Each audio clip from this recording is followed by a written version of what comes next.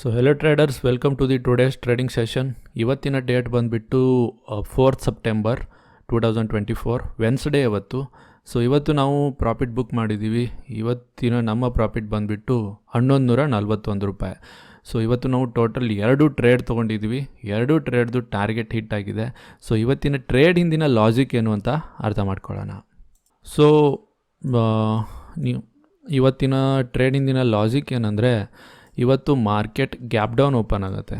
Gap down open ಆದಾಗ, ಈ ಥರ ಒಂದು ಹ್ಯೂಜ್ ಗ್ಯಾಪ್ ಡೌನ್ ಆದಾಗ ನಾವು ಒಂದು ಝೋನ್ನ ಡ್ರಾ ಮಾಡ್ಕೋತೀವಿ ಯೂಶ್ವಲಿ. ಅದೇನೆಂದರೆ, ಪ್ರೀವಿಯಸ್ ಡೇ ಕ್ಲೋಸಿಂಗಿಂದ ಇವತ್ತಿನ ಓಪ್ನಿಂಗ್ವರೆಗೂ ನಾವು ಒಂದು ಪಿಬೋನಾಚಿನ ಡ್ರಾ ಮಾಡಿದರೆ ನಮಗೆ ಇದೊಂದು ಗೋಲ್ಡನ್ ಝೋನ್ ಸಿಗುತ್ತೆ. ಓಕೆ, ಈ ಥರ ನಾವು ಫಸ್ಟು ಒಂದು ಝೋನ್ನ ಡ್ರಾ ಮಾಡ್ಕೋತೀವಿ. ಆ್ಯಂಡ್ ಮಾರ್ಕೆಟ್ ಯಾವ ದಿನ ಈ ಥರ ಓಪನ್ ಆಗುತ್ತೆ, ಆವಾಗ ಮಾರ್ಕೆಟ್ ಒಂದು ಕಡೆ ಮೂವ್ ಆಗಬೇಕಂದ್ರೆ ಮಾರ್ಕೆಟ್ಗೆ ಲಿಕ್ವಿಡಿಟಿ ಬೇಕು ತಾನೆ. ಸೊ ಲಿಕ್ವಿಡಿಟಿ ಎಲ್ಲಿರುತ್ತೆ? ಈಗ ಮಾರ್ಕೆಟ್ ಇಲ್ಲಿ ಗ್ಯಾಪ್ ಡೌನ್ ಆಗಿದೆ ಅಂದರೆ ಇಲ್ಲಿ ಖಾಲಿನೇ ಇರಲ್ಲ, ಇಲ್ಲಿ ಆರ್ಡರ್ಸ್ ಇರುತ್ತೆ, ಇಲ್ಲಿ ಜನರ ಸ್ಟಾಪ್ ಲಾಸಸ್ ಇರುತ್ತೆ. ಸೊ ಲಿಕ್ವಿಡಿಟಿ ಗ್ರ್ಯಾಬ್ ಮಾಡಿದರೆ ತಾನೇ ಮಾರ್ಕೆಟ್ ಮೂವ್ ಆಗೋದು. ಸೊ ಮಾರ್ಕೆಟ್ ಯಾವ ದಿನ ಈ ಥರ ಓಪನ್ ಆಗುತ್ತೆ, ಆ ದಿನ ಅಟ್ಲೀಸ್ಟ್ ಈ ಒಂದು ಝೋನ್ವರೆಗೂ ಹೋಗುವ ಪಾಸಿಬಿಲಿಟಿ ಜಾಸ್ತಿ ಇರುತ್ತೆ. ಬಿಕಾಸ್ ಮಾರ್ಕೆಟ್ಗೆ ಲಿಕ್ವಿಡಿಟಿ ಬೇಕು ಆ್ಯಂಡ್ ಲಿಕ್ವಿಡಿಟಿ ಇಲ್ಲೇ ಇದೆ. ಸೊ ಮಾರ್ಕೆಟ್ ಈ ಕಡೆ ಹೋಗುವ ಚಾನ್ಸಸ್ ಇರುತ್ತೆ. ಸೊ ನಾವು ಮಾರ್ನಿಂಗ್ ಒಂದು ಇಂಡ್ಯೂಸ್ಮೆಂಟ್ಗೋಸ್ಕರ ವೇಟ್ ಮಾಡ್ತಿದ್ವಿ, ಮತ್ತು ಇಂಡ್ಯೂಸ್ಮೆಂಟ್ ನಮಗೆ ತುಂಬ ಬೇಗನೆ ನೋಡೋಕ್ಕೆ ಸಿಗುತ್ತೆ. ಇಂಡ್ಯೂಸ್ಮೆಂಟ್ ಅಂದರೆ, ಈಗ ಸಪೋಸ್ ಒಂದು ನಾವು ಓವರಾಲ್ ಮಾರ್ಕೆಟದ್ದು ಓವರ್ವ್ಯೂ ನೋಡಿದರೆ, ಮಾರ್ಕೆಟ್ ಏನು ಮಾಡ್ತಿತ್ತು, ಹೈಯರ್ ಹೈಸ್ನ ಕ್ರಿಯೇಟ್ ಮಾಡ್ತಾಯಿತ್ತು. ಆ್ಯಂಡ್ ಇವತ್ತು ಆ ಹೈಯರ್ ಹೈಸ್ನ ಬ್ರೇಕ್ ಮಾಡುತ್ತೆ, ಅಂದರೆ ಮಾರ್ಕೆಟ್ ತನ್ನ ಕ್ಯಾರೆಕ್ಟರ್ನ ಚೇಂಜ್ ಮಾಡ್ಕೊಳ್ಳುತ್ತೆ. ಓಕೆ, ಈ ಒಂದು ಸಪೋರ್ಟ್ ಬ್ರೇಕ್ ಆದಮೇಲೆ ಮಾರ್ಕೆಟ್ದು ಕ್ಯಾರೆಕ್ಟರ್ ಚೇಂಜ್ ಆಗುತ್ತೆ, ಅಂದರೆ ಮಾರ್ಕೆಟ್ ಕ್ಯಾರೆಕ್ಟರಿನ ಬಿಯರಿಶ್ ಸೈಡ್ ಆಗುತ್ತೆ. ಸೊ ಬಿಯರಿಶ್ ಸೈಡ್ ಯಾವ ದಿನ ಮಾರ್ಕೆಟ್ ತನ್ನ ಯಾವ ಕರೆಂಟ್ ದಿನ ಮಾರ್ಕೆಟ್ ತನ್ನ ಕ್ಯಾರೆಕ್ಟರ್ ಚೇಂಜ್ ಮಾಡ್ಕೊಳ್ಳುತ್ತೆ, ಆ ದಿನ ಮಾರ್ಕೆಟ್ ಬೇರಿಶ್ ಸೈಡ್ ಹೋಗುವ ಪಾಸಿಬಿಲಿಟಿ ಇರಲ್ಲ. ಬಿಕಾಸ್ ಲಿಕ್ವಿಡಿಟಿ ಬೇಕು ಮಾರ್ಕೆಟ್ಗೆ. ಸೊ ಲಿಕ್ವಿಡಿಟಿ ಇಲ್ಲಿಂದ ಗ್ರ್ಯಾಬ್ ಮಾಡಿಕೊಂಡು ಮಾರ್ಕೆಟ್ ಮತ್ತೆ ಒಂದು ಬೇರಿಶ್ ಕಡೆ ಮೂಮೆಂಟ್ ಕೊಡುವ ಪಾಸಿಬಿಲಿಟಿ ಇರುತ್ತೆ ಆವಾಗ. ಓಕೆ, ಸೊ ಅದೇ ಒಂದು ಲಾಜಿಕ್ ಮೇಲೆ ನಾವು ಮಾರ್ನಿಂಗ್ ಇಲ್ಲಿ ಒಂದು ನಮಗೆ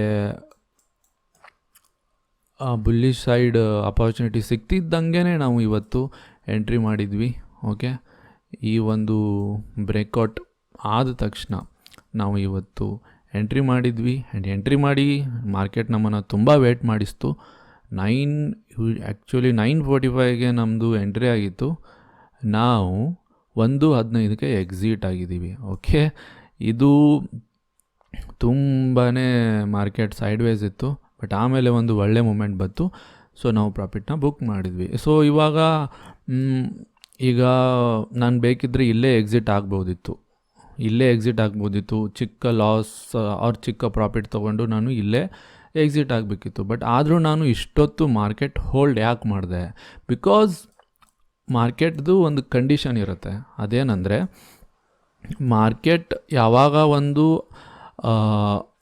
ದೊಡ್ಡ ರೇಂಜ್ ಕ್ರಿಯೇಟ್ ಮಾಡ್ಕೊಳ್ಳುತ್ತೆ, ಈ ಥರ ಒಂದು ರೇಂಜನ್ನ ಕ್ರಿಯೇಟ್ ಮಾಡ್ಕೊಳ್ಳುತ್ತೆ, ಆ ರೇಂಜ್ ಒಳಗಡೆ ಒಂದು ಸ್ಮಾಲರ್ ರೇಂಜಸ್ನ ಕ್ರಿಯೇಟ್ ಮಾಡ್ಕೋತಿದ್ರೆ, ಲೈಕ್ ಈ ಥರ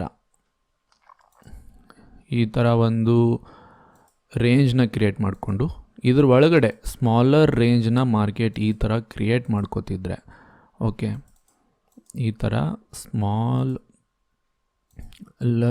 ರೇಂಜ್, ಒಂದು ದೊಡ್ಡ ರೇಂಜ್ ಒಳಗಡೆ ಚಿಕ್ಕ ರೇಂಜ್ನ ಮಾರ್ಕೆಟ್ ಕ್ರಿಯೇಟ್ ಮಾಡ್ಕೋತಾ ಇದ್ದರೆ, ಮತ್ತು ಈ ರೇಂಜಲ್ಲಿ ಮಾರ್ಕೆಟ್ ಯಾವ ಕಡೆ ಪ್ರೊಸೀಡ್ ಆಗ್ತಿರುತ್ತಲ್ಲ, ಫಾರ್ ಎಕ್ಸಾಂಪಲ್ ಮಾರ್ಕೆಟ್ ಈಗ ರೆಸಿಸ್ಟೆನ್ಸ್ನೇ ಪದೇ ಈ ರೆಸಿಸ್ಟೆನ್ಸ್ನೇ ಟೆಸ್ಟ್ ಮಾಡ್ತಿದ್ರೆ ಮಾರ್ಕೆಟ್ ಹೀಗೆ ಬ್ರೇಕ್ಔಟ್ ಕೊಟ್ಟು ಹೋಗುವ ಪಾಸಿಬಿಲಿಟಿ ತುಂಬ ಇರುತ್ತೆ.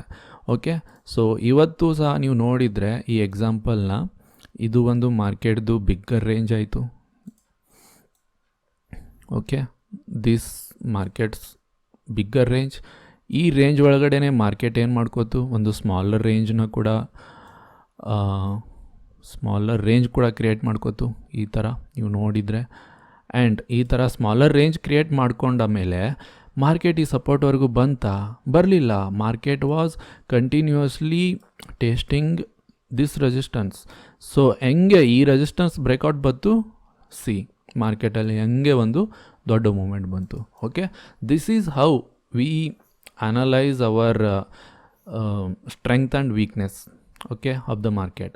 ಮತ್ತು ಯಾವ ಕಡೆ ಮಾರ್ಕೆಟು ಜಾಸ್ತಿ ಪ್ರೊಸೀಡ್ ಆಗ್ತಿರುತ್ತೆ, ಫಾರ್ ಎಕ್ಸಾಂಪಲ್ ರೆಸಿಸ್ಟೆನ್ಸ್ನ ಜಾಸ್ತಿ ಟೆಸ್ಟ್ ಮಾಡ್ತಾ ಇದ್ದರೆ ಮಾರ್ಕೆಟ್ ಮೇಲೇ ಹೋಗುವ ಪಾಸಿಬಿಲಿಟಿ ಜಾಸ್ತಿ ಇರುತ್ತೆ. ಆ್ಯಂಡ್ ಇಫ್ ಸಪೋಸ್ ಮಾರ್ಕೆಟ್ ಈ ಸಪೋರ್ಟ್ನ ತುಂಬ ಹೊತ್ತು ಟೆಸ್ಟ್ ಮಾಡ್ತಿದ್ರೆ ಈ ಸ್ಮಾಲರ್ ರೇಂಜ್ದು ಬ್ರೇಕೌಟ್ ಬಂದರೆ ಈ ಲಾರ್ಜರ್ ರೇಂಜು ಬ್ರೇಕೌಟ್ ಆಗುವ ಚಾನ್ಸಸ್ ತುಂಬ ಇರುತ್ತೆ. ಓಕೆ, ಸೊ ಇನ್ನು ಎರಡನೇ ಟ್ರೇಡ್ ಹಿಂದಿನ ಲಾಜಿಕ್ ಏನಂದರೆ ಮಾರ್ಕೆಟ್ ಆಲ್ರೆಡಿ ಹೈಯರ್ ಹೈಸ್ನ ಕ್ರಿಯೇಟ್ ಮಾಡ್ತಾಯಿತ್ತು ಆ್ಯಂಡ್ ಇಲ್ಲಿ ಒಂದು ರಿಟ್ರೇಸ್ಮೆಂಟ್ಗೋಸ್ಕರ ತಳಗಡೆ ಬರ್ತಾಯಿತ್ತು ಆ್ಯಂಡ್ ಹೆಂಗೆ ಇದ್ರದ್ದು ಬ್ರೇಕೌಟ್ ಸಿಗುತ್ತೆ ಆ್ಯಂಡ್ ಇಲ್ಲಿ ಒಂದು ಪುಲ್ ಬ್ಯಾಕ್ ಬಂದಮೇಲೆ ಈ ಒಂದು ಕ್ಯಾಂಡಲ್ ಹೈ ಮೇಲೆ ನಾವು ಎಂಟ್ರಿ ಮಾಡಿದ್ವಿ.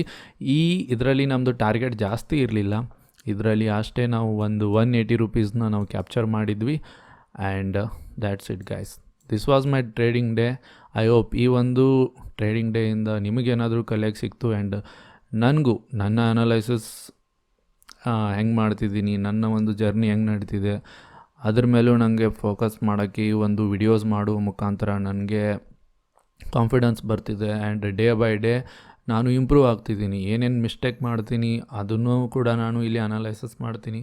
ಹೆಂಗೆ ನಾನು ನನ್ನ ಟ್ರೇಡ್ ತೊಗೋತೀನಿ ಅದರ ಲಾಜಿಕ್ ಕೂಡ ನಾನು ಎಕ್ಸ್ಪ್ಲೇನ್ ಮಾಡ್ತೀನಿ. So this is like my journal and ಈ ಥರ ನನ್ನ ಜರ್ನಿ ನಡೆದಿದೆ. ಐ ಹೋಪ್ ನಿಮಗೂ ಇದರಿಂದ ಸಹಾಯ ಆಗುತ್ತೆ ಅಂತ ಅನ್ಕೋತೀನಿ. Okay, that's it guys, have a nice day.